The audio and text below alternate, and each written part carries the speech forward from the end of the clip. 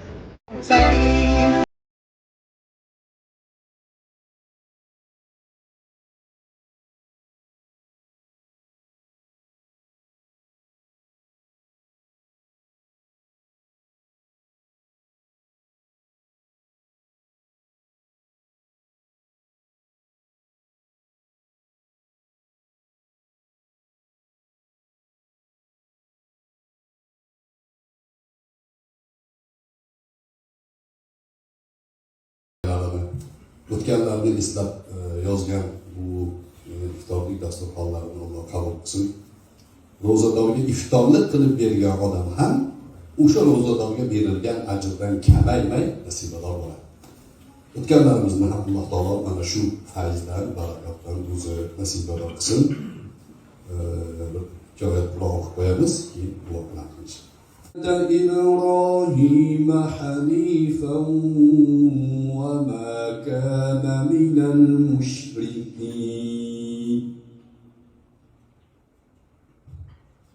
قولوا آمنا بالله وما أنزل إلينا وما أنزل إلى إبراهيم وما أنزل إلى إبراهيم وإسماعيل o'tganlarini, Ubaydulloh akamizni, Munira onamizni, Halima singlimizni Alloh taolo rahmatiga olgan bo'lgin, hisoblarini oson qilgin. Dunyoda bir bandaga Alloh taolo bemorlik bersa, va shu orqali dunyodan olsa, o'sha ko'p xatolariga kafforat sifatida shunga belgi degan hadislar bor. Alloh taolo bu Halima singlimizni rahmatiga olgan bo'lsin.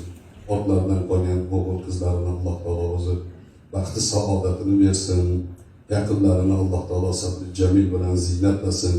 Yo'qotgan musibatlarini o'rnini xayr xalaq bilan to'ldirsin. Bu xonadonga qadam bosib kelgan barcha yaqin do'st birodarlarimiz, qo'l ochib Alloh sendan so'rash umidida turgan do'stlarimizni nima niyatlari bo'lsa Alloh taolo o'zing rozi bo'ladigan asoflarini bergin.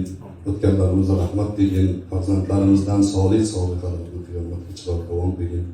Va sallallohu va sallama ala habibina Muhammad wa ala alihi wa ashabihi ajma'in bi rahmatika ya